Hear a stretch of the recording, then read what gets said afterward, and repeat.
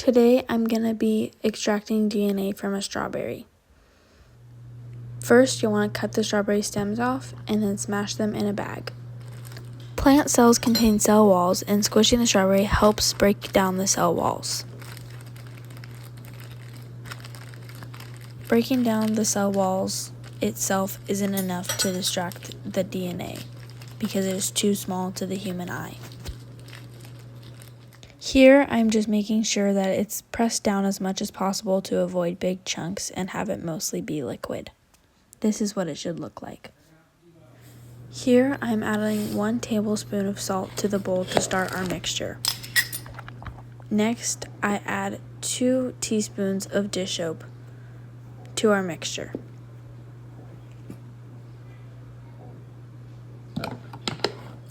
Then, I add half a cup of water from the sink. Next, I transport the mixture in with the strawberries and I mix it all around.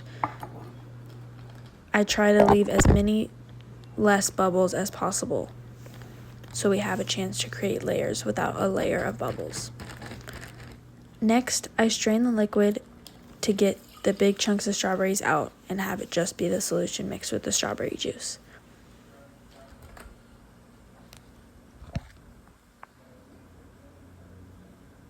It takes a minute, but it drips down. Next, after this, I'll take a spoon to squish the rest of the strawberries and get the rest of the juice out. Then you'll get your alcohol from the freezer so it's nice and cold. Then when you add the alcohol, you want to pour it down the side so it has a chance to create its own layer and doesn't just mix in with the solution. As you can see, it's forming a layer on top of our strawberry, salt, water, and dish soap solution. Here's what the layer should look like. There's the DNA forming at the top. Here I mix it around with a spoon and I try to pick it up, but the spoon is too slippery. I'm able to pick it up with a fork. And that is not just one strand of DNA, it is multiple strands of DNA together. Seeing one strand of strawberry DNA by itself is too small for the human eye.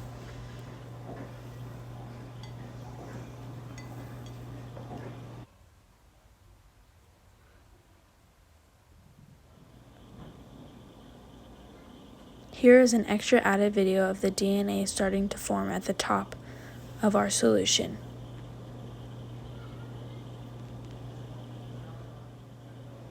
It starts to get more white as more strands form.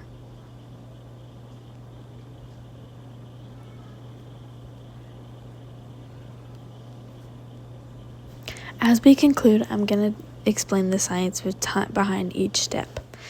So making the extraction solution of water, dish soap, and salt. Starting with the dish soap. So cell membranes and nuclear membranes are made of lipids, which are fatty molecules. Soap molecules have a fat-loving end that inserts into these membranes. This breaks down and opens the cells and nuclei, releasing the DNA into the liquid. Just think, soap dissolves the fatty membrane like it dissolves grease on dishes. For the salt, DNA has a negative charge and normally repels itself. Salt contains positively charged ions, and these neutralize the DNA's charge, helping it stick together and become more visible. Salt also helps separate DNA from proteins that bind to it. The water helps dissolve the salt, helps the soap mix quickly and more thoroughly, and slightly warms the strawberry tissue, and that makes the extraction more efficient. Mashing the strawberries. Strawberries have many cells and 8 copies of each chromosome, so they contain lots of DNA. Mashing physically breaks open cell walls that plants have and cell membranes. Combined with the soap, this releases the DNA into the solution, but you should mash gently to avoid shearing the DNA into tiny fragments. Straining the mixture into the strainer removes large solids like cell walls, seeds, fiber, and other cell debris. This leaves the liquid or the filtrate that contains DNA, proteins, other dissolved cell contents. Filtering makes it possible to see the DNA later when it precipitates. Adding the cold rubbing alcohol. DNA is not soluble in alcohol, especially cold alcohol. The alcohol forms a separate layer on top because it is less than dense water. When the DNA encounters the alcohol, it clumps together, becomes white and stringy, it precipitates out, it falls out of the solution.